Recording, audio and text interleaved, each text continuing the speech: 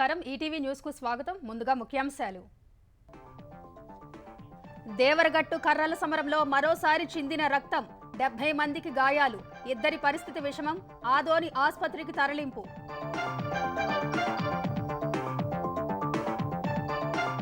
ఉపరితల ఆవర్తన ప్రభావంతో కోస్తా రాయలసీమ జిల్లాల్లో వానలు రేపటి నుంచి 17 వరకు భారీ వర్ష సూచన ఏపీ సర్కార్ అప్రమత్తం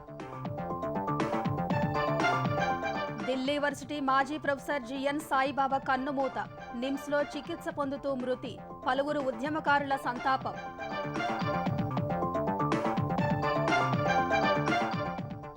దేశవ్యాప్తంగా 500 గిగావాట్ల సోలార్ విద్యుదుత్పత్తి లక్ష్యం ప్రతి పౌరుడు భాగస్వామ్యం కావాలని కేంద్ర మంత్రి కిషన్ రెడ్డి సూచన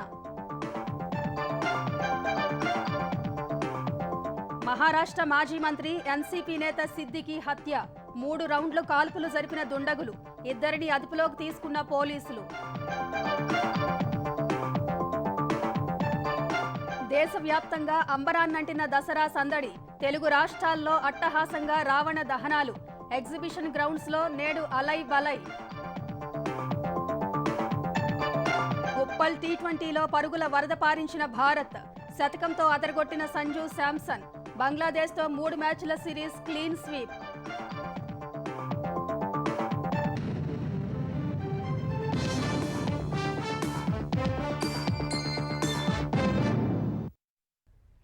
కర్నూలు జిల్లా దేవరగట్టులో జరిగిన బన్నీ ఉత్సవంలో మరోసారి రక్తం చిందింది పోలీసుల హెచ్చరికలను కట్టడి చర్యలను ఖాతరు చేయని స్థానికులు పెద్ద సంఖ్యలో ఉత్సవంలో పాల్గొనగా కర్రల సమరంలో ఈసారి హింస చెలరేగింది 70 మంది గాయపడగా వారిలో ఇద్దరి పరిస్థితి విషమంగా ఉంది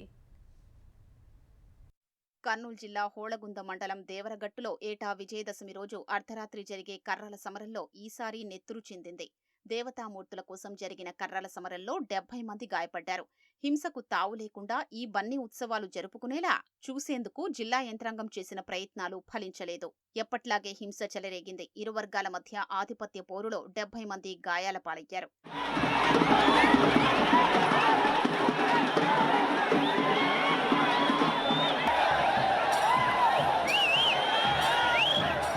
దసరాకు దేవరగట్టులో కర్రల సమరం ఆనవాయితీగా వస్తోంది ఆలూరు సమీపంలోని దేవరగట్టు వద్ద కొండపై మాళమల్లేశ్వర స్వామి ఆలయం ఉంది ఎప్పట్లాగే దేవతామూర్తులైన మాళమ్మ మల్లేశ్వర స్వామికి గత అర్ధరాత్రి 12 గంటలకు కళ్యాణం నిర్వహించారు అనంతరం కొండ పరిసర ప్రాంతాల్లో పాదాలగట్టు రక్షపడ సమీవృక్షం ఎదురు బసవన్న గుడి మీదుగా దివిటీల వెలుతురులో విగ్రహాల్ని ఊరేగించారు ఈ ఉత్సవ విగ్రహాల్ని దక్కించుకోవడం కోసం 3 గ్రామాల ప్రజలు ఓ వర్గంగా మరో 5 గ్రామాల ప్రజలు ఇంకో వర్గంగా ఏర్పడి కర్రలతో తలపడ్డారు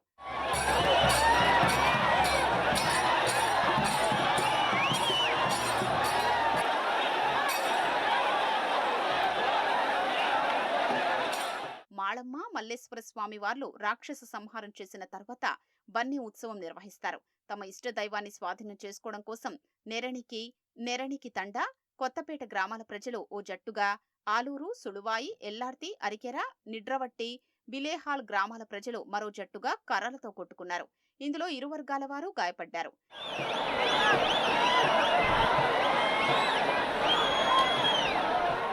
బన్నీ ఉత్సవంలో హింసను నివారించేందుకు 800 మంది పోలీసులు మోహరించినా ఫలితం లేకుండా పోయింది దేవరగట్ట పరిసరాల్లో సీసీ కెమెరాలు డ్రోన్ కెమెరాలతో నిఘాను పటిష్టం చేసినా రక్తం చెందింది గాయపడ్డ వారిలో ఇద్దరి పరిస్థితి విషమంగా ఉండడంతో ఆదోని ఏరియా ఆసుపత్రికి తరలించారు బన్నీ ఉత్సవంలో భాగంగా మాళమల్లేశ్వరుని పైన పోయి కళ్యాణోత్సవం చేసుకుని కింద తీసుకొని రావడం జరిగింది మళ్ళీ భారీ ఎత్తున ప్రజలు అటు కర్ణాటక నుంచి ఇటు తెలంగాణ ఆంధ్ర నుంచి వచ్చారు మళ్ళీ ప్రశాంతంగా కూడా జరిగింది చిన్నపాటి గాయాలు ఎందుకంటే లక్షల మందిలో బన్నీ ఆడేటప్పుడు ఇది సమరం కాదు సాంప్రదాయం ఎందుకంటే ఇంతకు ముందు నుంచి బ్రిటిష్ కాలం నుంచి ప్రతి ఒక్క మనిషి కర్రతోనే ఈ కొండకు వచ్చే ప్రాంతం సాంప్రదాయం కాబట్టి ప్రతి ఒక్క మనిషి చేతిలో కర్ర ఉంటుంది కాబట్టి ఏదో చిన్నపాటి గాయాలతో పెద్దగా ప్రమాదాలు ఏం లేవు శాంతి విధంగా ఒక అధ్యాయం నడిచింది కర్రల సమరాన్ని చూడడానికి రాష్ట్రం నుంచే కాక కర్ణాటక నుంచి లక్షల మంది భక్తులు తరలి వచ్చారు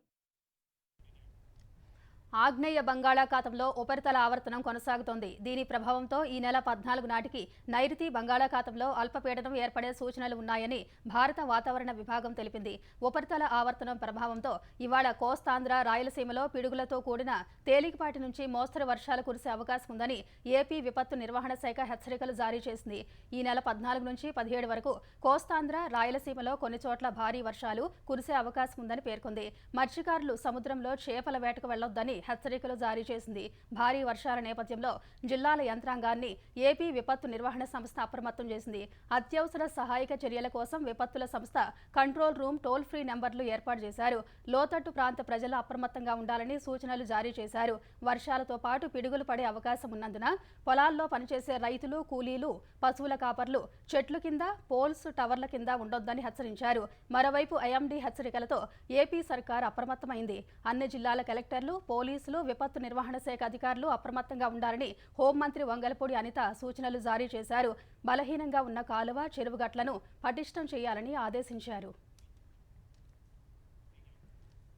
ఢిల్లీ యూనివర్సిటీ మాజీ ప్రొఫెసర్ జిఎన్ సాయిబాబా కన్నుమూశారు. కొంతకాలంగా అనారోగ్య సమస్యలతో బాధపడుతున్న ఆయన నిమ్స్ ఆసుపత్రిలో వారం రోజుల క్రితం చేరారు. ఆరోగ్యం విషమించి గత రాత్రి మృతి చెందారు. మావోయిస్టులతో సంబంధాలున్నాయనే ఆరోపణలతో సాయిబాబాను 2014లో మహారాష్ట్ర పోలీసులు అరెస్టు చేశారు. 2017లో సాయిబాబాకు గడ్చిరోలి సెషన్స్ కోర్టు జీవిత ఖైదు విధించింది. ఈ క్రమంలో సాయిబాబా దాదాపు 9 ఏళ్లు నాగ్పూర్ జైల్లో ఉన్నారు. ఈ కేసులో సుప్రీంకోర్టు ఆదేశాలతో విచారణ చేపట్టిన బాంబే హైకోర్టు ఆయనను ఈ ఏడాది మార్చి 5న నిర్దోషిగా ప్రకటించింది. రచయిత, మానవ హక్కుల కార్యకర్తగా పేరు పొందిన ఆచార్య సాయిబాబా స్వస్థలం అమలాపురం. పోలియో సోకి 5 ఏళ్ల వయసులోనే ఆయన 2 కాళ్లు పూర్తిగా దెబ్బతిన్నాయి. సాయిబాబా కన్నుమూసినట్టు తెలియగానే వివిధ సంఘాలు, పౌర హక్కుల సంఘాల నేతలు నిమ్స్ ఆసుపత్రి వద్దకు చేరుకుని సంతాపం తెలిపారు. రాబోయే 6 ఏళ్లలో దేశవ్యాప్తంగా 500 గిగావాట్ల సోలార్ విద్యుత్ ఉత్పత్తి సాధించాలనే లక్ష్యంతో ముందుకెళ్తున్నామని కేంద్ర బొగ్గు గనుల శాఖ మంత్రి కిషన్ రెడ్డి తెలిపారు. ఈ కల సాకారం కావాలంటే ప్రతి పౌరుడు సౌర విద్యుత్ ఉత్పత్తిలో భాగస్వామ్యం కావాలని పిలుపునిచ్చారు. హైదరాబాద్ బండ్లగూడలోని జియోలాజికల్ సర్వే ఆఫ్ ఇండియా శిక్షణ కేంద్రంలో రూఫ్ టాప్ సోలార్ పవర్ ప్లాంట్ను కిషన్ రెడ్డి ప్రారంభించారు. బొగ్గు ఆధారిత వస్తువును దిగుమతి చేసుకునేందుకు పలు దేశాలు అనాసక్తి చూపిస్తున్న తరుణంలో సోలార్ విద్యుత్ ఉత్పత్తిపై అందరూ దృష్టి సారించాలని కిషన్ రెడ్డి సూచించారు. బొగ్గు ఆధారిత విద్యుత్ ఉత్పత్తి ద్వారా కాలుష్యం కూడా పెరిగిపోతుందని ఆందోళన వ్యక్తం చేశారు. పీఎం సూర్యగారి ముఫ్తీ బిజిలీ యోజన పథకం కింద ప్రతి ఒక్కరూ తమ ఇళ్లపై రూఫ్ టాప్ సోలార్ పవర్ ప్లాంట్ను ఏర్పాటు చేసుకోవాలని ఈ సందర్భంగా కిషన్ రెడ్డి పిలుపునిచ్చారు. నరేంద్ర మోడీ గారి నేతృత్వంలో సహజమైనటువంటి విద్యుత్ ఉత్పత్తికి అనేక రకాల చర్యలు తీసుకుంటున్నాము. ఈ యొక్క సోలారు చాలా కీలక పాత్ర పోషిస్తుంది. ప్రధానమంత్రి సూర్యఘర్ బిజిలీ ముఫ్తీ యోజన అనేటువంటి పథకాన్ని ప్రారంభించడం జరిగింది. ప్రతి ఇంటి పైన కూడా roof top solar power generation unit పెట్టుకోవాలి. ఇంటికి కావలసినటువంటి విద్యుత్తును తమ ఇంటి మీదనే ఉత్పత్తి చేసుకుని వాడుకోవాలి.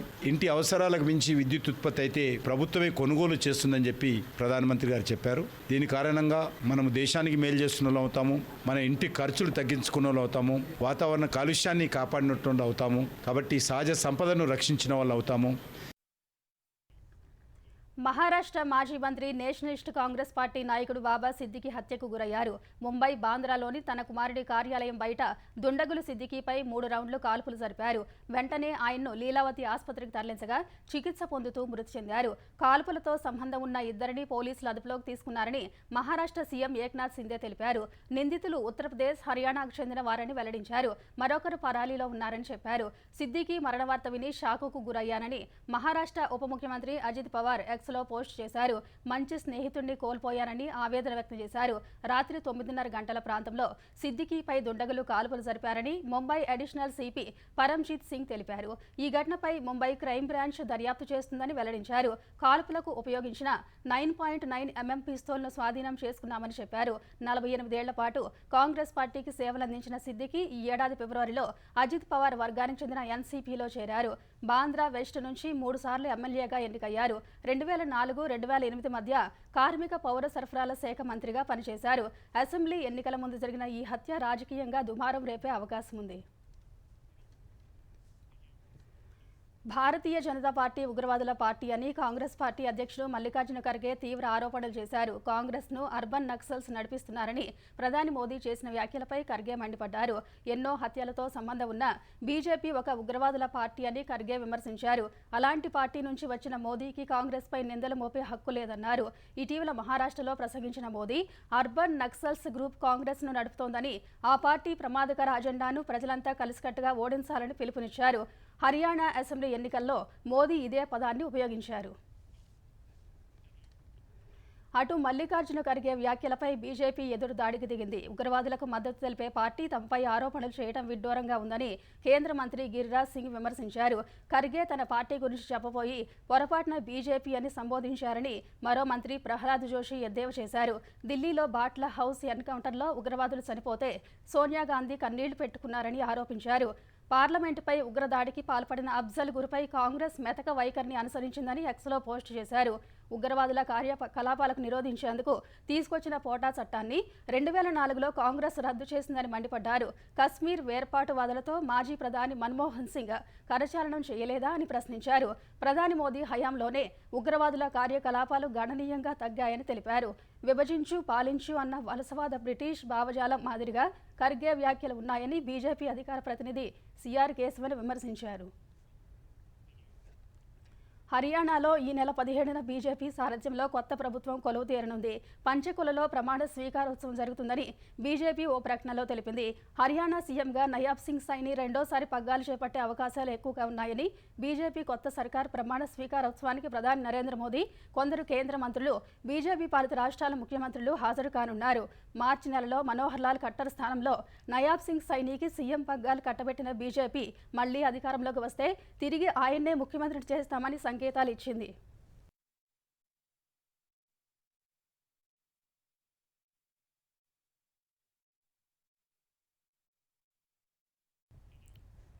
విజయదశమిని పురస్కరించుకుని దేశవ్యాప్తంగా రావణ్ దహన్, రామ్లీలా నాటక ప్రదర్శనలను అంగరంగ వైభవంగా నిర్వహించారు. ఢిల్లీలోని ఎర్రకోటలో నిర్వహించిన వేడుకలకు రాష్ట్రపతి ద్రౌపది ముర్ము, ప్రధాని మోదీ హాజరయ్యారు. ఈ సందర్భంగా రాష్ట్రపతికి ఉత్సవ నిర్వహణ కమిటీ త్రిశూలాన్ని, ప్రధానికి గదను బహూకరించింది. రామ్లీలా నాటకాన్ని తరువాత జరిగిన రావణ, మేఘనాథ్, కుంభకర్ణుని దహనాలను ఇరువురు ఆసక్తిగా తిలకించారు. బీహార్ రాజధాని పట్నాలోని గాంధీ మైదాన్లో నిర్వహించిన ఉత్సవాల్లో ఆ రాష్ట్ర CM Nitish Kumar, deputy CM Samrat Choudhary పాల్గొన్నారు. జమ్మూ కాశ్మీర్లోని శ్రీనగర్లో ఎస్కే స్టేడియంలో రావణుడి నమూనాలను దగ్ధం చేశారు. ఈ కార్యక్రమానికి నేషనల్ కాన్ఫరెన్స్ అధ్యక్షుడు ఫరూక్ అబ్దుల్లా హాజరయ్యారు. హిమాచల్ ప్రదేశ్లో రావణ దహనాన్ని సీఎం సుఖ్వీందర్ సింగ్ సకు తిలకించారు. ఉత్తరాఖండ్, చండీగఢ్లో నిర్వహించిన రావణ దహనాలు ఆకట్టుకున్నాయి.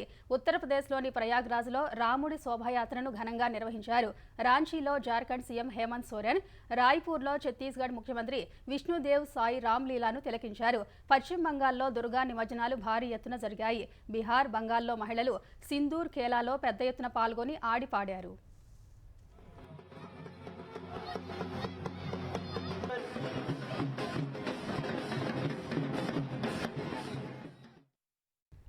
శరన్నవరాత్రి ఉత్సవాల ముగింపు వేళ ఆంధ్రప్రదేశ్ వ్యాప్తంగా సెమీ పూజలు చేశారు. మహిళలు అమ్మవార్లకు సారెలు సమర్పించారు. కాకినాడ జిల్లా అన్నవరం సత్యనారాయణ స్వామి ఆలయంలో వనదుర్గ, కనకదుర్గ అమ్మవార్లను రాజరాజేశ్వరిగా అలంకరించారు. అమ్మవార్ల ఉత్సవమూర్తులను వెండి గజవాహనం పైన, సీతారాముల వారిని వెండి పల్లకిలో ఊరేగించి గ్రామోత్సవం నిర్వహించారు. బాణాసంచాతో తీర్చిదిద్దిన రావణుడి బొమ్మను దహనం చేశారు. వైఎస్ఆర్ జిల్లా ప్రొద్దుటూరులో అమ్మవార్లను కొర్రపాడు రోడ్లోని జమ్మి చెట్టు వద్దకు భారీ ఊరేగింపుగా తీసుకెళ్లి ప్రత్యేక పూజలు చేశారు. పూణె, కేరళ వాద్య బృందాల ప్రదర్శనలు ఆకట్టుకున్నాయి. శ్రీ సత్యసాయి జిల్లా కదిరిలో శ్రీ లక్ష్మీ నరసింహస్వామి వారికి అశ్వవాహన సేవ నిర్వహించారు. నీలకంఠాపురంలో కాంగ్రెస్ సీనియర్ నేత రఘువీరారెడ్డి కుటుంబ సభ్యులతో కలిసి ఎడ్ల బండిపై జంబూ సవారీ చేశారు. అనకాపల్లి జిల్లా నర్సీపట్నంలో శరన్నవరాత్రి ముగింపు సంబరాల్లో భాగంగా వందల మంది మహిళలు దుర్గమ్మకు సామూహికంగా సారె సమర్పించారు. శ్రీకాకుళం జిల్లా అరసవల్లిలో సూర్యనారాయణ స్వామి ఆలయ అర్చక కుటుంబ సభ్యులు ఏర్పాటు చేసిన బొమ్మల కొలువు ఆకట్టుకుంది. విశాఖ సాగర్ నగర్లోని ఇస్కాన్ ఆలయంలో రావణ దహనం సహా బాణాసంచాలను పెద్ద ఎత్తున కాల్చారు.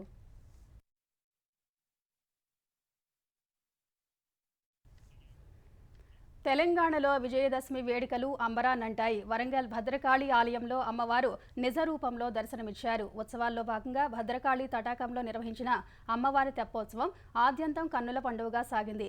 యాదాద్రి శ్రీ లక్ష్మీ నరసింహస్వామి ఆలయంలో జమ్మి చెట్టుకు అర్చకులు శాస్త్రోక్తంగా పూజలు చేశారు. భద్రాచలం శ్రీ సీతారామచంద్ర స్వామి ఆలయంలోని చిత్రకూట మండపంలో అర్చకులు సీతారాములకు పట్టాభిషేకం నిర్వహించారు. అనంతరం శ్రీరాముని ఆయుధాలకు పూజ చేసి రావణాసురుడి ప్రతిమను దహనం చేశారు. నిర్మల్ జిల్లా బాసర శ్రీ జ్ఞాన సరస్వతి అమ్మవారి ఆలయంలో శరన్నవరాత్రి ఉత్సవాలు ముగిశాయి. 10వ రోజు అమ్మవారు సరస్వతీదేవి అలంకరణలో దర్శనమిచ్చారు. నర్సాపూర్లో శక్తి సేవా సమితి ఆధ్వర్యంలో ఏర్పాటు చేసిన దసరా ఉత్సవాల్లో మాజీ మంత్రి హరీష్ రావు పాల్గొని రావణ దహనం చేశారు. సిద్దిపేట జిల్లా హుస్నాబాద్లో మిత్రమండలి ఆధ్వర్యంలో నిర్వహించిన రామ్లీలా కార్యక్రమంలో మంత్రి పొన్నం ప్రభాకర్ పాల్గొన్నారు. హైదరాబాద్ అంబర్పేటలో జరిగిన రావణ దహనం కార్యక్రమంలో కేంద్ర మంత్రి కిషన్ రెడ్డి, కాంగ్రెస్ సీనియర్ నేత వి హనుమంతరావు పాల్గొన్నారు. పురాణా పూల్ మూసీ నది పక్కన రావణ దహన కార్యక్రమాన్ని ఘనంగా నిర్వహించారు. 74 సంవత్సరాల నుంచి ఆచారంగా వస్తున్న శివాజీ వేషధారణ ఆకట్టుకుంది.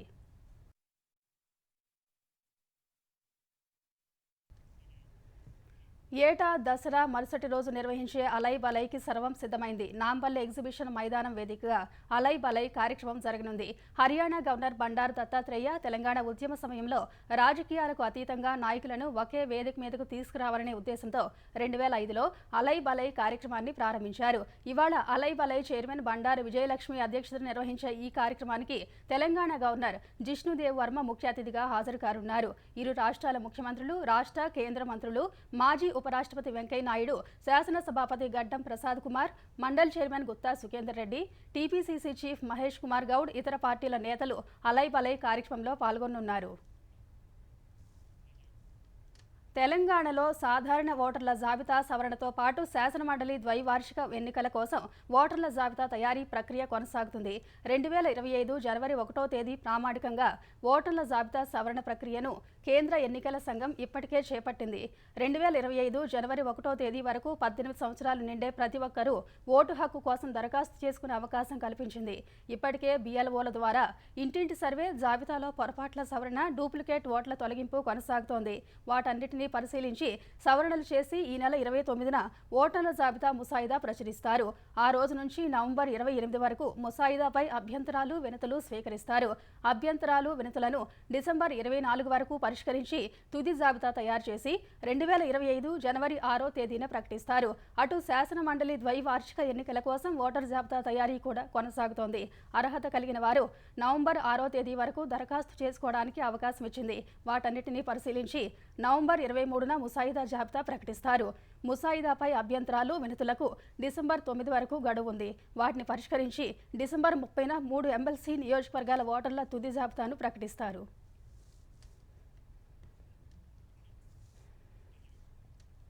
డ్రోన్స్ సాంకేతిక వినియోగంలో ఆంధ్రప్రదేశ్ రాష్ట్రాన్ని దేశానికి రాజధానిగా చేసేందుకు ప్రభుత్వం చర్యలు ముమ్మరం చేసింది.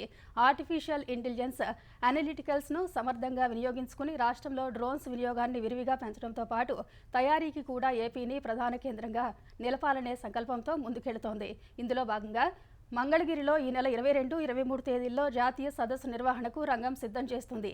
ఇప్పటికే డ్రోన్స్ కార్పొరేషన్ ఏర్పాటు చేసిన ప్రభుత్వం పాలనలో, విపత్తుల నిర్వహణలో, ప్రజల దైనందిన జీవితంలో డ్రోన్స్ సాంకేతిక పరిజ్ఞానాన్ని సమర్థంగా వినియోగించుకుని సత్ఫలితాలు ఎలా సాధించాలనే దానిపై కసరత్తు చేస్తోంది. దాదాపు 5 లక్షల ఉద్యోగాలను ఈ రంగంలో కల్పించవచ్చని ప్రభుత్వం అంచనా వేస్తుంది. అయితే వ్యూహాత్మకంగా ఈ రంగంలో ఎలా ఎదగాలి, ఎదురయ్యే సవాళ్లు, పరిష్కార మార్గాలపై జాతీయ సదస్సులో మేధావులు, సాంకేతిక నిపుణులతో చర్చలు జరపనుంది. డ్రోన్ సమ్మిట్ ప్రారంభోత్సవం సందర్భంగా భారీ డ్రోన్స్ షో నిర్వహణకు ఏర్పాట్లు చేస్తుంది. 5,000 డ్రోన్స్తో కృష్ణా తీరంలో 22వ తేదీ సాయంత్రం ప్రదర్శన ఏర్పాటు చేయనుంది. ఇప్పటి వరకు దేశంలో అత్యధికంగా 2,000 డ్రోన్స్తోనే షో నిర్వహించి రికార్డు సృష్టించారు. ఇప్పుడు ఏపీ 5,000 డ్రోన్స్తో మెగా షో నిర్వహించి రికార్డు సృష్టించాలని లక్ష్యంగా పెట్టుకుంది.